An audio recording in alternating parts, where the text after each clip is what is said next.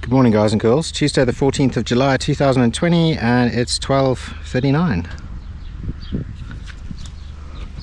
So this is a whole bunch of sort of junk and connector pieces and stuff for our irrigation system, and a whole bunch of stuff that was inside the storeroom over here that Gina sorted through. And then we have a whole bunch of scrap metal over there, which some guy's going to come and pick up. And then we have our irrigation pipes. So these here are irrigation pipes. And what we want to do is take them out and connect them up and put them like in this field over here, so that this little bit here can get watered. We've got some corn down here. You can see it's starting to come up now. It should grow quite big on its own. It should probably grow like sort of knee height, but after that it's going to need assistance. It's going to need some water. So yeah, we're just going to go and measure out the pipes and make sure that we can actually put some water down on this field. So that's a usable piece.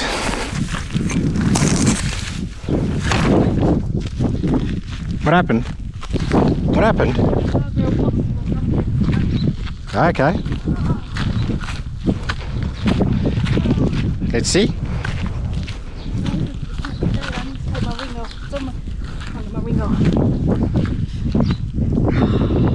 Where? One of there. It's not even on there. Shame, baby. What was that, a wasp? I don't know.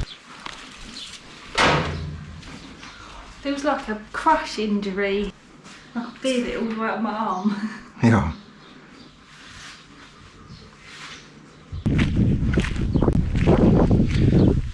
Oh yeah, it's full of wasps. Come and look here. Oh, yeah. They're not aggressive, I don't think. They're just obviously pissed off because I moved them. Yeah. I think we leave these water pipes for the time being, Gina. The amount of pain there was. That was instant. Yeah. Yeah, so are we going to play around with wasps today, Gina? What do you think? Shall we leave them alone? Yeah, but we will need to move them at some point. Yeah. Not today. Hey guys and girls, Thursday the 16th of July 2020, 2:45, and yeah, it's another stonker of a day. We've just had a look inside our chicken house here, and well, for starters, there's a lot of flies, but there's also some little baby chicks. I don't know if you can see, there's a little baby chick sitting right there next to the mama hen, and you know, she's probably going to peck me if I come anywhere close. But yeah, so she's finally managed to hatch some eggs. So as you can see, it's a really beautiful day here. We're just going to go for a cycle now. We're going to go and cycle to Castellanova, to the river beach. Let's hit the road. It's boiling hot today. It's 38 degrees. So yeah, we just got to take it easy.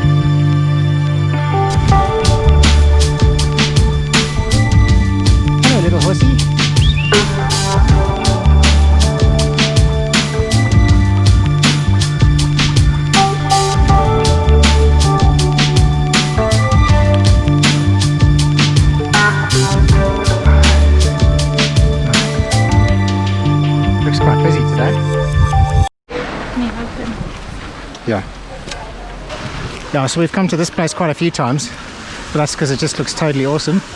But it's a bit busy today.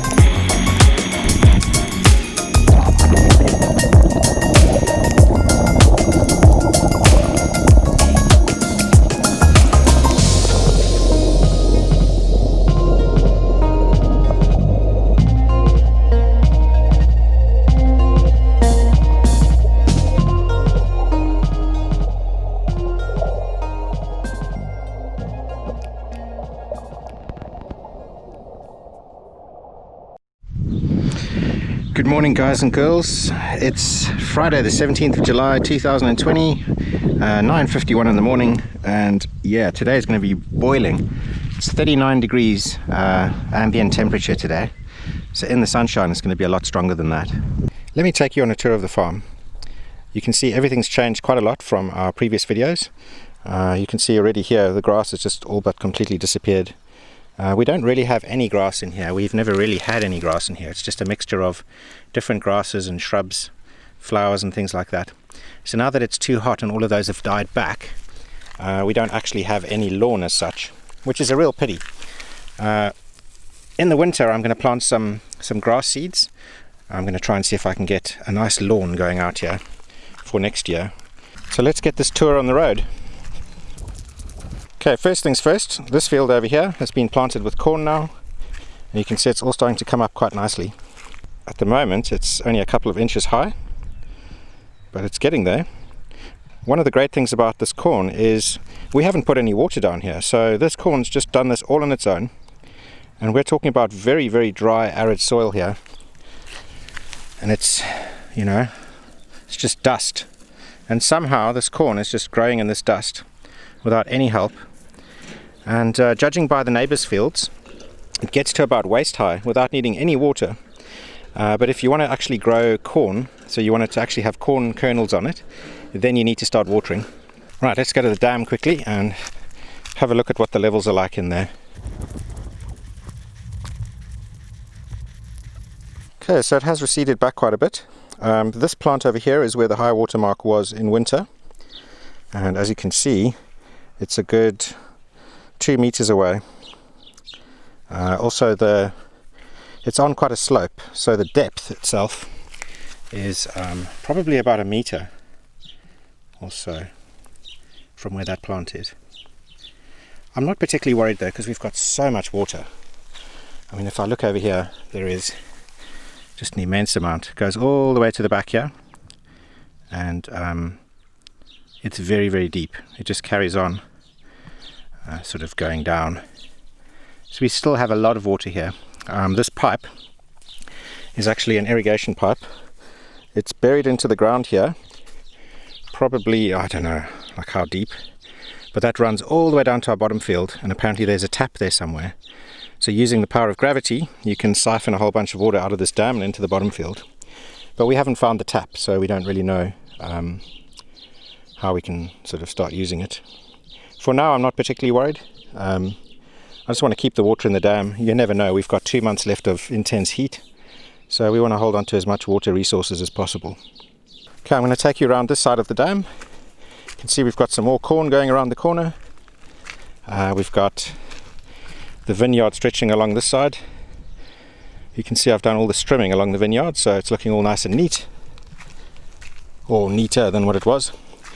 I haven't pruned any of the vines yet, so they are looking quite overgrown and stuff. But at the moment it's just incredibly hot during the day, so I'm not really doing all that much, to be honest. You can see this part here is a little bit arid, there's not much growth, but in front of that you can see all of the corn starting to peer through. In that direction over there, that's our front field, so we're going to go and head on to that front field now. So you can see this front field's also got tons of corn all over it, and it's looking pretty good. Our irrigation well is looking pretty good. You can see here we've got some frogs. Some frogs are living in it, so you can tell that the water quality is good. You can see another one in the middle of the screen there. It doesn't look particularly clean, but I think that's just dust. There's a lot of dust coming off these fields, and there was quite a bit of wind. So, okay, so just to give you some perspective, this black pipe goes into our pump house, and it's at ground level. So that's ground level there. That grey brick over there is the high water mark from winter, and we are below that. So we're probably about, the gap between there and there is about 2 meters. The well goes down about 8 meters. So we've still got a lot of water sitting in here. So we have another field over here which is right next to our vineyard, and it's also all planted up with corn. They're growing quite nicely. There's a gentle slope on this hill here, which for the vineyard is great for drainage, but it also means that we'll be able to irrigate it quite nicely using sort of drip irrigation from our water tank, which is just up here. So if we wanted to, we could run some irrigation pipes and use the slope of the hill to help the water just drip down. Wow, look at that. There's someone who probably enjoys the taste of chicken. We have so many of these birds of prey circling over our farm, and we haven't lost a single chicken. It's amazing. I think either our guard dog or our rooster is doing an amazing job, or a combination of both. It's me, you numpty. What's up, Duck? Are you attacking me? Are you a big, vicious, scary dog? Good boy. Good boy. So we've got some more seedlings that are busy being prepped over here. Got a little bit of shade cloth up for them to try and help protect them from this harsh sun. And you can have a sneak peek. Last night they got a little bit hammered from all of the sun, but yeah, we just need to add a little bit more water because they look like they're drying out again. And the veggie patch is looking quite good. This whole section over here is a little bit empty now, but this is where we're going to be replanting. On the other side though, we've got a lot more action going on with our tomatoes and squashes and pumpkins, sunflowers, corn, beans.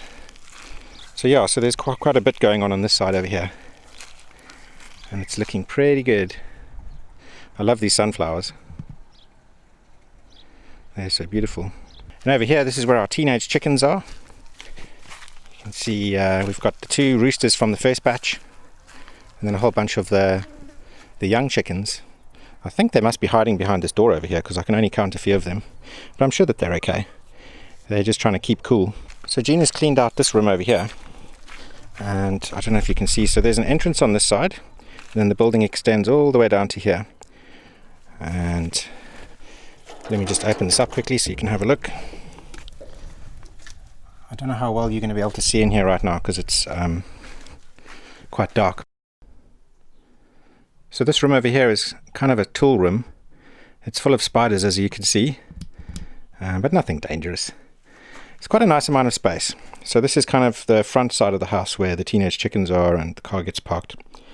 And what I was thinking of is you could block this door up and put a big old window in, maybe put a shower over here and a toilet and a basin, a nice big window, dividing wall, and then the rest of this room and floor space could become a bedroom.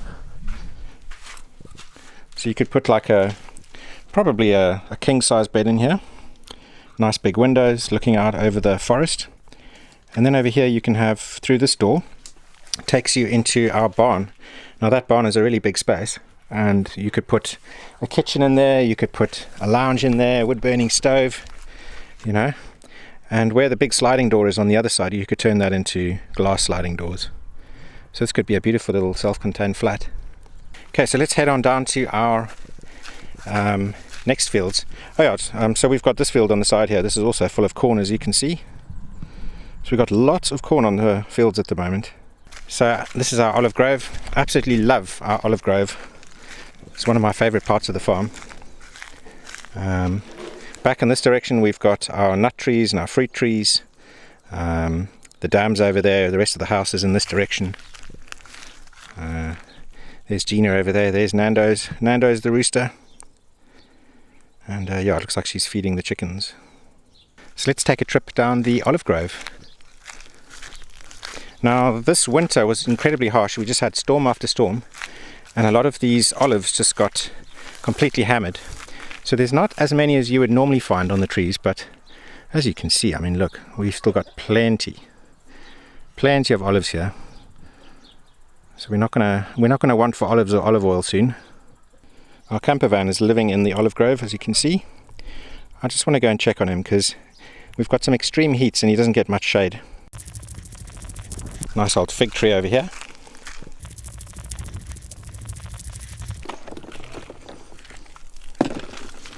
Right, so we've got all the curtains and everything shut to try and help with the heat, and I've got the vents open on the roof. It's actually not too bad in here, to be honest. I mean, one of the things I am concerned about is this solar system of ours, because you know, you don't really want the batteries getting too hot. but that seems to be doing all right. 37 degrees, so that's not too bad. Okay, let's head on down to the bottom well. You coming, Dog? You want to go for a walk? Come on. No, he's more interested in his mommy.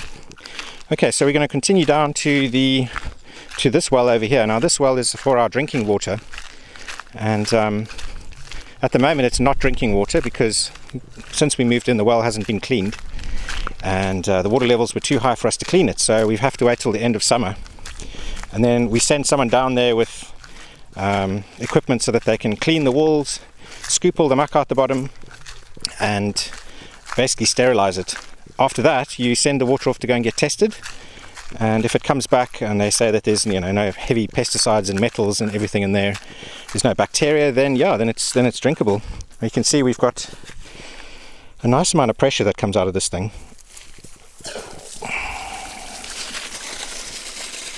So it's a good pump.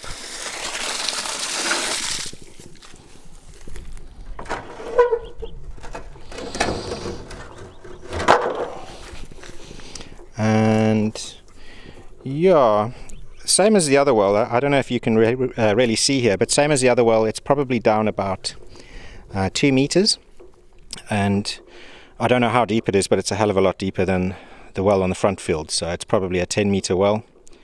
So we've got about 8 meters of water left or so. I don't know, 6 or 8 meters. I mean, another thing worth noting is that this is a well, it's not a water storage tank. So even if all of the water in the well gets used up, it's going to replenish itself overnight, or throughout the day. It's going to keep replenishing itself. The only time it's going to become a problem is if you actually deplete the entire water table. But we have a lot of water on this farm, so I'm not particularly concerned about that. Okay, let's head on down to this bottom field. Okay, so again you can see we've got lots of corn down here. It seems to be growing really well. We've got a really nice big field. This area over here was where we were going to put our yurt. I'll just walk over there quickly. So this space here is where we were going to put the yurt and a nice deck. I mean, that could still happen, but we are just waiting for, just to see what happens with this whole coronavirus thing. These decks are expensive, the wood's expensive. If you put a wooden deck down here right now, from the day you put it down here, this 40-degree sun is just going to be destroying the wood. If you put the yurt out here, the canvas is going to get wrecked with all of this heat. And so, we only really want to put this thing out as soon as we can use it. So here's our beehives.